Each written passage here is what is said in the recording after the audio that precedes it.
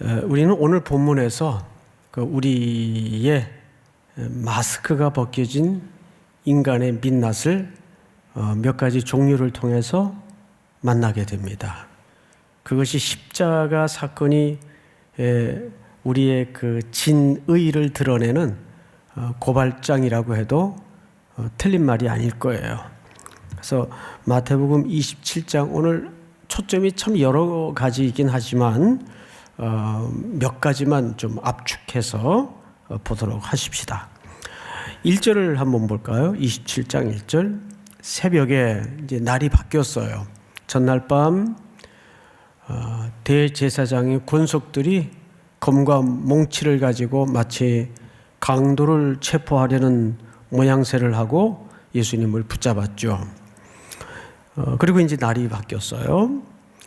새벽에 모든 대제사장과 백성의 장로들이, 여기 이제 한 그룹이 등장을 합니다. 종교 권력자입니다. 종교 권력자들. 이것이 유대를 지배하고 있던 권력 구조 중에 한 축이었어요. 그리고 또 한 사람이 등장을 하는데, 예수를 죽이려고 함께 의논하고 결박하여 끌고 가서 총독 누구에게 맡깁니까? 빌라도에게 맡깁니다. 빌라도라는 이름은 그 창을 던지는 자, 이런 의미가 있다고 해요. 그런데 진짜 창을 잘 던졌답니다. 그리고 굉장히 업다운이 심하고, 특별히 굉장히 공격적이고 포악하고, 그 일반 역사의 기록에 보면 이것이 빌라도에 대한 평가였습니다. 그런데 그는 어쨌든 로마 황제로부터 임명을 받아서 유다 지역을 통치하는 작은 로마의 정부를 유대 땅 안에 구성하고 있었어요. 그래서 유대의 실질적인 권력자입니다. 이 빌라도입니다. 황제의 명령을 따라 파송되었기 때문에. 그리고 이제 또 우리가 사복음서 비교 속에서 등장을 하지만 헤롯이라는 왕으로 표현된 인물이 하나 있습니다. 근데 이 헤롯은 성경에는 왕으로 표현이 되지만 실질적으로 왕은 아니에요. 그러니까 그 당시에 그저 한 지역을 관할하는 영주 정도로 이해하면 정확합니다. 근데 이제 번역상 왕으로 번역을 했기 때문에 우리가 이제 헤롯 왕 하는데, 실질적인 헤롯 왕은 예수님이 태어나실 때 그때 유아를 살해했던 그 아버지 헤롯을 얘기합니다. 그 헤롯은 로마 정부로부터 임명을 받은 왕이에요. 그래서 그 왕은 진짜 왕입니다. 그러나 그가 죽고 나서 왕이 계승이 되질 않았죠. 아들 넷에게 이 이스라엘을 4등분해서 맡기죠. 그러니까 사실은 영주 정도의 위치밖에는 안 되지만, 이들의 영원한 소망이 왕위를 달고 그렇게 불리워지는 것이기 때문에 성경에서도 그냥 왕으로 호칭을 하고 있어요. 어쨌든 이스라엘은 이렇게 대제사장과 종교 권력자들의 한 축이 있었고, 로마 정부에서 파견된 총독이라는 권력기관이 있었고, 방금 말씀드린 것처럼 또 헤롯 혈통으로 구성된 왕가가 이스라엘을 실질적으로 장악하고 있었어요. 정치공학상으로 이 세 그룹은 함께 잘 지내기가 쉬운 그룹이었을까요? 어려운 그룹이었을까요? 쉽지 않은 그룹입니다. 그런데 나중에는 이 헤롯과 빌라도가 워낙 사이가 나빠요. 원수지간이에요, 성경에 보면. 그런데 뭐라고 성경 기자가 소개하냐 하면, 당일에만 친구가 되었어요. 공공의 적을 놓고, 공공의 적이 당연히 누구겠습니까? 예수님이죠. 예수라는 인물을 서로 핑퐁합니다. 자, 대제사장과 장로들이 이 사람은 제거하는 게 이게 맞겠다. 그래야 우리의 위치가 조금 더 편안해지겠다. 왜? 이 젊은 청년을 따라서 백성들이 확 쏠려 있기 때문에 자기들의 권력 기반이 약해질 수가 있었거든요. 신문을 해보니까 딱히 흠잡을 것도 없는데 싫어. 이게 더 무서운 거예요. 그러니까 싫은 거예요. 어쨌든 이 사람이 제거되었으면 좋겠는 거예요. 근데 명분 없이 이 사람을 제거했다가는 6월절도 다가오고 코앞에 있는데 오만 돼서 많은 사람들이 몰려들 텐데 밀란이 일어날 위험성이 있습니다. 그러니까 죽이긴 죽여야 되겠고 자기들 손에 피를 묻히자니 밀란의 위험이 있고 하다가 이거를 정치적으로 이용하기 시작합니다. 빌라도는 로마 정권에 기반한 인물이에요. 그러니까 이것을 로마 정부에 넘겨버립니다. 그래서 오늘 그 얘기를 하는 거예요. 빌라도에게 넘겼어요. 그리고 이제 말하자면 빌라도의 신문이 이루어집니다. 11절. 예수께서 총독 앞에 섰음에 총독이 묻습니다. 네가 유대인의 왕이냐? 예수께서 대답하시되 네 말이 옳도다. 자, 여러분 잠깐 앞을 보실까요? 많이들 이 부분을 예수님이 시인한 걸로 오해를 하는데 이 말은 시인한 말이 아니에요. 빌라도가 예수님에게 물었던 것은 네가 진짜 소문대로 이 땅에 유대 땅에 네가 왕이냐? 라고 물은 거예요.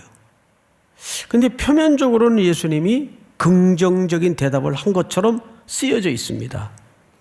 근데 여기서 옳도다라는 말은 네 말이 맞다라는 차원이 아니라 범우주적인 차원에서의 설명이에요. 예수님은 지역에 국한된 유대의 왕으로만 이 땅에 오셨습니까? 아니면 만물의 왕으로 오셨습니까? 예, 온 우주의 왕으로 오셨단 말이에요. 예수님은 그 대답을 하신 거예요. 그런데 빌라도는 그 대답의 진의를 당연히 지금 못 알아듣고 있습니다. 자, 그리고 이제 성경을 보십시다. 12절.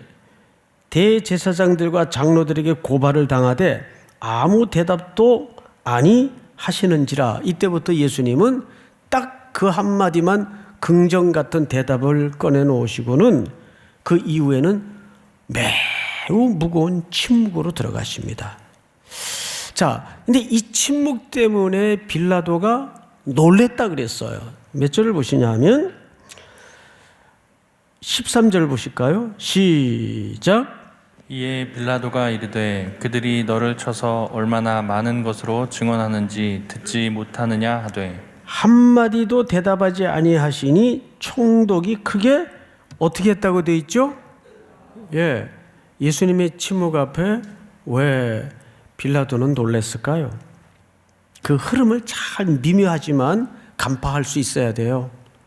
그래서 어차피 이 성경이라는 것도 문학이라든지 어떤 장르라든지 글을 통해서 쓰여진 내용이기 때문에 우리가 그런 행간을 좀 읽어낼 수 있는 묵상이 필요합니다.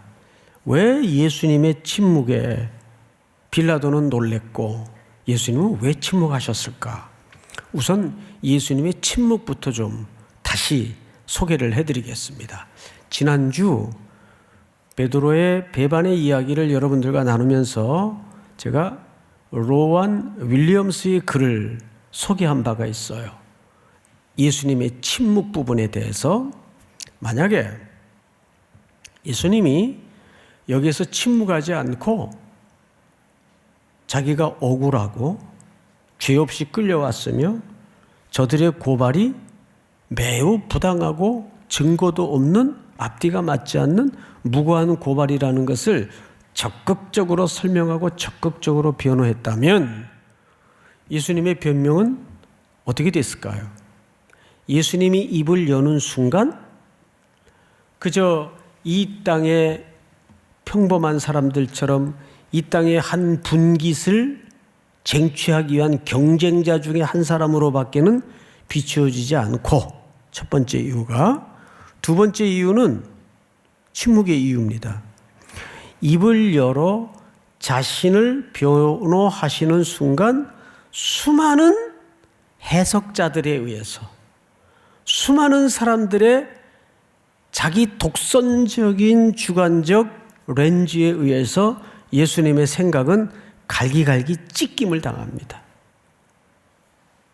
피조물이 창조주의 그 높고 깊고 넓으신 자애로운 마음을 헤아릴 그릇이 안 되기 때문에 입을 닫으시는 겁니다.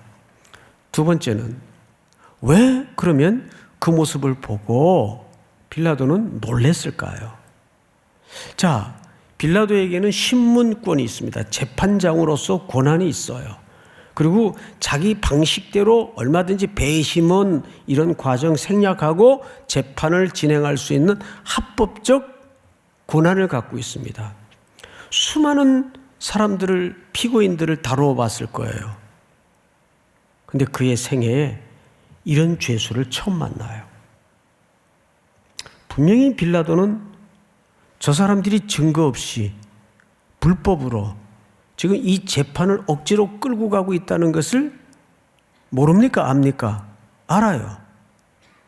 그런데도 왜 이 사람은 변명하지 않을까? 왜 자기를 변호하지 않을까? 더군다나 왜 침묵하는 걸까? 그런데 그 침묵하시는 모습이 어쩔 수 없어서 자포자기하거나 어떤 절망의 무거운 침묵이 아니에요. 오히려 재판은 빌라도가 하고 있는데 형세는 예수님이 그 모든 상황을 재판하시는 듯한 압도되는 느낌을 빌라도가 지금 받고 있는 거예요. 그래서 빌라도는 놀라워할 수밖에 없었어요. 성경을 다시 보십시다. 14절.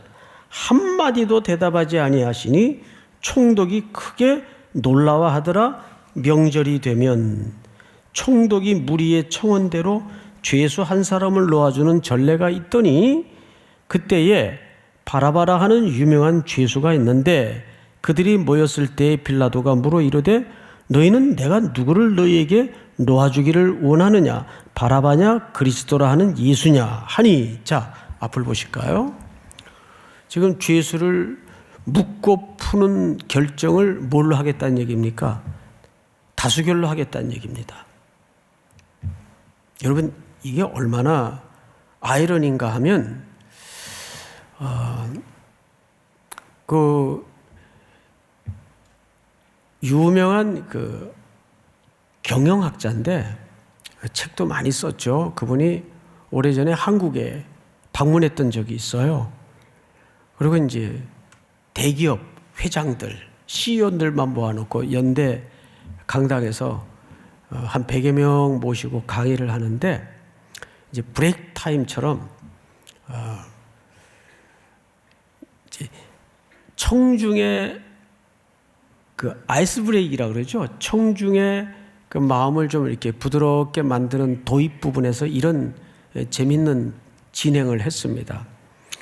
여러분 다 눈을 감으십시오. 다 눈을 감았어요.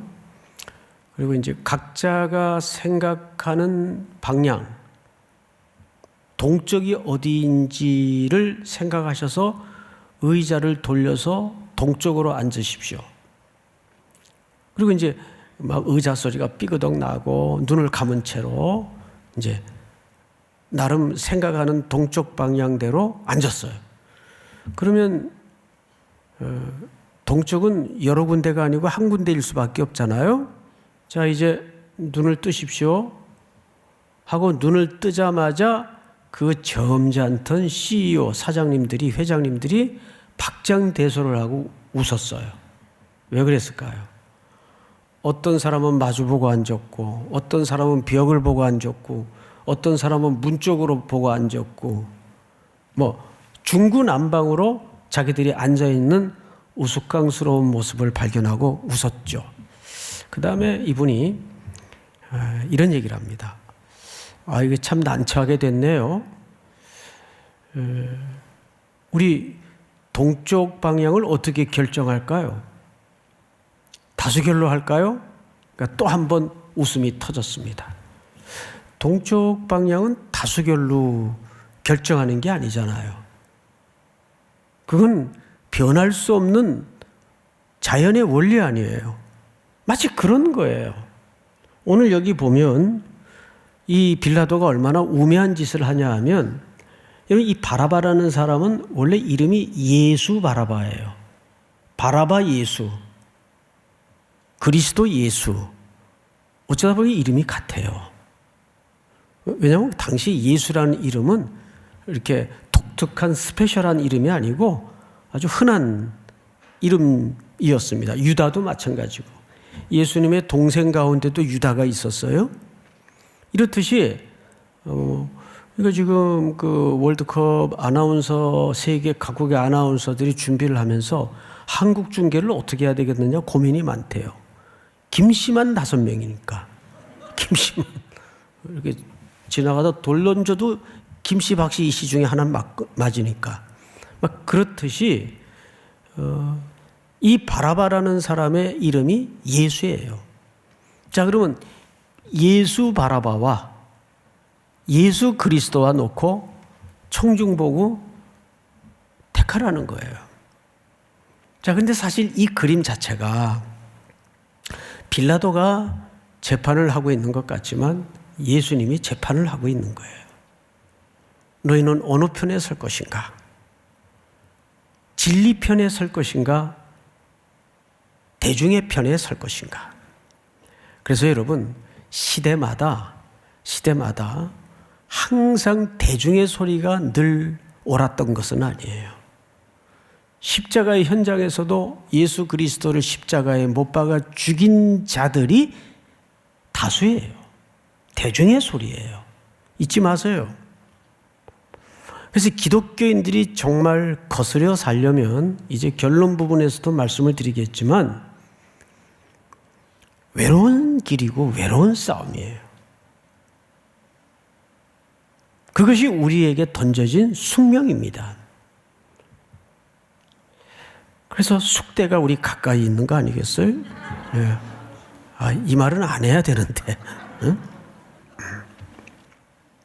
그러니까 그리스도인들의 운명은 고독하고 외로운 게 기본이에요. 그건 어쩔 수가 없어요. 그것이 우리가 오늘 이 흐름 속에서 건져내야 될 첫 번째 기도 제목이에요. 그러다 보니까 다수의 사람들이, 대중이 그리스도인들을 제일 격렬하게 공격하는 게 수치와 모욕을 주는 거예요. 그래서 예수님도 오늘 이 현장에서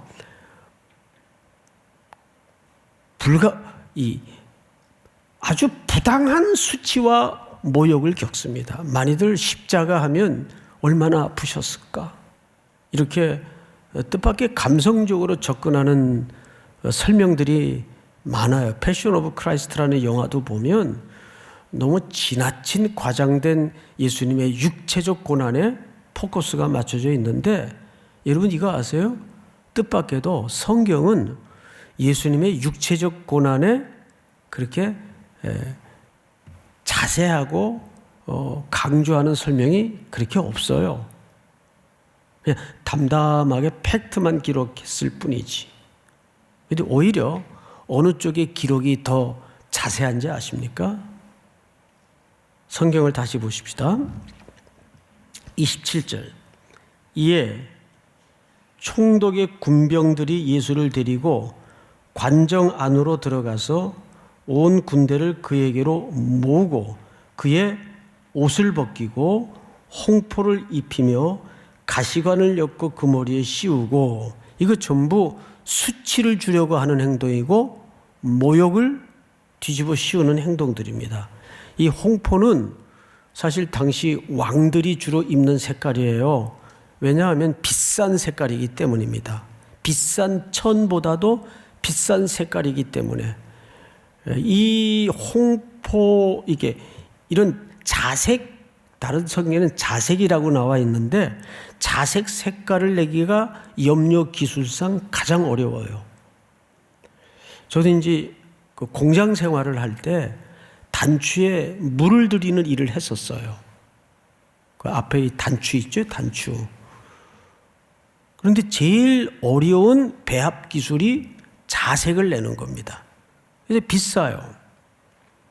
주로 귀족들이나 왕들이 그 홍포를, 자색 옷을 입습니다. 홍포를 입히며 가시관을 엮고, 그것은 왕이 쓰는 왕관을 흉내내게 한 거겠죠. 이거 전부 뭐예요? 고통을 주려는 게, 육체적인 고통을 주려는 게 아니라 수치를 주는 겁니다. 과도한 수치를 주는 장면이 성경은 의외로 더 자세하게 기록을 남기고 있어요. 또 볼까요? 갈대를 그 오른손에 들리고, 이 갈대는 주로 왕들이 오른손에 들고 통치의 상징으로서 붙들고 있는 호를 뜻합니다. 근데 갈대를 들려줘요. 그리고는 그 오른손에 들리고 그 앞에 무릎을 꿇고 희롱하여 이르되 유대인의 왕이여 평안할지어다 하며 그에게 침뱉고 갈대를 빼앗아 그의 머리를 치더라. 손에 들렸던, 지네들이 들려주었던 갈대를 도로 뺏어서서 머리를 때려요. 이 사람의 머리는 존귀한 위치입니다. 그래서 뺨도 맞죠. 여러분, 뺨을 맞는 것은 아프라고 때리는 장소가 아니라 수치와 모욕의 장소예요. 이번 주간에 아주 유명한 사건이 있었죠. 아카데미 수상 현장에서 그 사회 보던 친구가 한 수상 그 대상자에게 그 옆에 있던 아내의 삭발을 조롱을 했어요. 근데 그 아내는 그냥 패션으로 삭발을 한 게 아니라 극심한 스트레스와 또 질병으로 원형 탈모증이 너무 심해요. 흔적을 보니까 여기 쭉 줄이 패일 정도로 머리가 안 나 있더라고요. 그래서 아예 그냥 삭발을 한 채로 남편의 시상식에 와 대기하고 있는데 사회 보던 친구가 조롱을 했어요. 어떤 영화를 빗대어서 그 여자 군인이 나오는 그 유명한 영화가 있어요. 그러자 남편이 자기가 수상 예정 대상자라는 것도 잊어버린 채 앞으로 나와서 모든 사람들이 하나의 그냥 각본에 있는 퍼포먼스인 줄 알았대요. 따귀를 때렸습니다. 자, 누가 잘못했느냐? 이것은 잘잘못을 시비할 문제가 아니에요. 저는 그 사회자도 절대 잘했다고 생각하지 않습니다. 여러분, 꼭 폭력만 모욕을 주는 게 아니에요. 물론 절대 어떤 일에, 어떤 상황에서도 폭력은 절대 안 됩니다. 그런데 폭력보다 더 나쁜 짓이 언어로 사람을 조롱하는 거예요. 사실은. 제가 어느 영화인지 지금 너무 비슷한 영화들이 많아서 기억은 안 나는데 옆에 사람을 거꾸로 매달아 놓고 강목으로 패요. 고문을 해요. 그런데 그 바로 옆에서 막 피가 떨어지고 살점이 튀는 그 옆에서 한 사람이 나이프를 들고 스테이크를 잘라요. 그리고 식사를 하고 있어요. 난 그 감독의 의중을 보고 소스라치게 놀랐습니다. 때리는 사람도 나쁘지만 더 악질이 이 사람이에요. 거기서 그 일을 시켜놓고 자기는 나이프로 고기를 썰어서 식사를 하고 있어요. 비명이 난무하고 피가 튀는 그 현장에서. 그러니까 폭력의 형태라는 것은 다양하게 나타날 수가 있는데 우리 말로 몇 사람 간단히 죽입니다. 여기에서 이 모든 모습은 사실 육체적인 고통보다도 예수님에게 수치와 모욕을 주는 장면이 더 자세하고 리얼하게 소개되고 있어요. 우리 마가복음을 한번 볼까요? 마가복음. 군인들이 예수를 끌고 브라이도리온이라는 뜰 안으로 들어가서 온 군대를 모으고 예수에게 자색옷을 입히고 가시관을 엮어 씌우고 경례하여 이르되 유대인의 왕이여 평안할지어다 하고, 다음 절 시작. 갈대로 그의 머리를 치며 침을 뱉으며 꿇어 절하더라. 희롱을 다한 후 자색옷을 벗기고 도로 그의 옷을 입히고 십자가에 못 박으려고 끌고 가니라. 우리 한 군데만 좀 더 볼까요? 요한복음 19장. 이에 빌라도가 예수를 데려다가 채찍질하더라. 군인들이 가시나무로 관을 엮어 그의 머리에 씌우고 자색옷을 입히고 앞에 가서 이르되 유대인의 왕이여 평안할지어다 하며 손으로 때리더라. 손으로 때려요. 얼마나 이것이 수치입니까? 인간으로서는 감내하기 어려운. 자, 그런데 이 수치와 모욕을 성경은 어떻게 설명하는가? 우리 이사야의 글을 한번 보십시다. 나를 때리는 자들에게 내 등을 맡기며 나의 수염을 뽑는 자들에게 나의 뺨을 맡기며 모욕과 침뱉음을 당하여도 내 얼굴을 가리지 아니하였느니라. 다 같이 시작.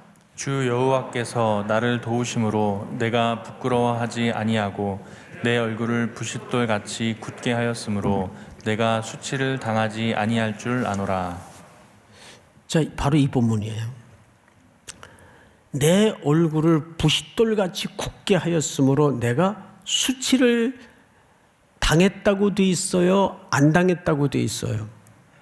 그러면 그게 무슨 얘기냐 하면 오늘 신약에 예수님이 수치를 당하는, 모욕을 당하는 그 현장을 우리는 자세히 봤단 말이에요. 근데 그것이 예수님에게는 수치였어요? 수치가 아니었어요? 전혀 수치로 여겨지지 않았어요. 이게 어떻게 그 일이 가능했는가 그 말이에요. 분명히 만약에 송태근이가 그런 수치를 당했다면 다음날 대문 밖에 못 나갔을 거예요. 부끄러워서 어떡하나. 이번 타락한 인간에게 제일 먼저 찾아온 물리적 현상이 뭔지 아세요? 숨었어요. 하나님의 낯을 피해서 숨었어요. 수치였어요. 그래서 이 수치라는 감정은 굉장히 우리 인간에게는 중요한 감정입니다. 그런데 예수님은 그걸 수치로 여기지 않았어요. 왜 그랬을까요? 야, 어떻게 예수님은 강심장이구나. 역시 예수님이야. 이렇게 이해하면 안 돼요. 그런 차원이 아니에요. 왜 예수님은 그것이 수치로 들어오질 않았을까? 잘 생각해 보세요. 아, 빨리 혼자 해라. 그러지 마시고, 예? 잘 생각해 보세요. 이상하다. 왜 그게 수치가 아니지? 뺨 맞고, 침뱉음 당하고, 수치잖아요. 인간으로서 그런 수치가 어디 있겠어요? 근데 이사야의 글도 그렇고, 자, 한 군데만 더 볼까요? 히브리서 12장을 보십시다. 믿음의 주여 또 온전케 하시는 이인 예수를 바라보자. 그는 그 앞에 있는 기쁨을 위하여 십자가를 참으사 부끄러움이 오늘 우리가 봤던 그 수치와 모욕의 경험이에요. 부끄러움을 뭐하지 아니하시더니, 개의치 않았다는 말은 그것을 창피하지만 수치스럽지만 참았다는 얘기입니까? 그게 문제되지 않았다는 얘기입니까? 문제되지 않았다는 얘기예요. 왜 그게 가능했는가 그 말이에요. 자, 잘 보세요. 개의치 아니하시더니 하나님 보좌 우편에 앉으셨느니라. 이것이 그 앞에 있는 예수님의 기쁨이었어요. 자, 그러면 이런 겁니다. 결국 예수님이 만약에 이 땅의 것에 욕망을 두고 이 땅의 것에 영광의 의미를 두었다면 예수님은 부끄러웠을 거예요. 수치스러웠을 거예요. 우리는 뭐 심지어 예를 들어서 다른 집은 다 몇십 평 넓다른 아파트에 사는데 나는 어쩌다가 내 집 하나 없이 이 땅에서 여전히 월세 전전긍긍하고 그게 부끄러울 거예요. 그게 왜 부끄러워요? 그게 왜 부끄러워야 됩니까? 그 이 땅의 영광에 기준과 가치관을 두면 그런 게 부끄러울 수 있겠죠. 그러나 예수님은 일도 이 땅의 가치관에 영광을 두지 않았기 때문에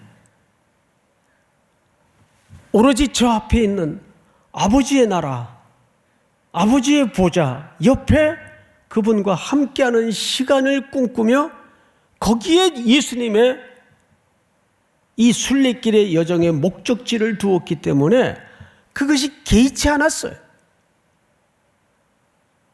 그런데 이 똑같은 삶의 원리가 오늘 그리스도인들에게 제시되고 있다는 거예요. 여러분들은 어떻습니까? 우리가 창피해야 하는 거, 부끄러워야 하는 거, 뭐가 창피하고 뭐가 부끄러운 거예요? 나는 학벌이 낮은 거, 나는 스펙이 모자라는 거예요. 그게 부끄럽고 그게 창피한 거예요? 그게 부끄럽고 그게 수치스럽고 그게 창피하다면 아직도 그분의 영광은 땅에 머물러 있다고 밖에는 설명이 안 돼요. 제가 잊을 수 없는 게 제가 학교 다닐 때 박윤선 목사님이라는 분이 계세요. 교수님인데 주경신학자이신데 이분이 어느 날 채플 시간에 한 그 설교 한 문장이 평생 남아요. 그때가 참 학교가 어렵고 시국도 어려웠을 때입니다. 70년대니까. 채플 시간에 그 교수님이 그런 얘기를 해요. 이분이 이렇게 말이 유창한 분이 아니에요. 교수님들과 목사의 차이가 뭐냐면 목사는 하나를 알면 그걸 가지고 열을 떠들어요. 그런데 교수님들은 열을 알면 겨우 하나를 녹여내서 말씀하시는 분들이 교수님들이에요. 말이 이렇게 유창한 분이 아니고 어느데 어금니를 꽉 물고 말씀하시는 스타일입니다. 여러분, 내가 생각해도 지금 똑같아.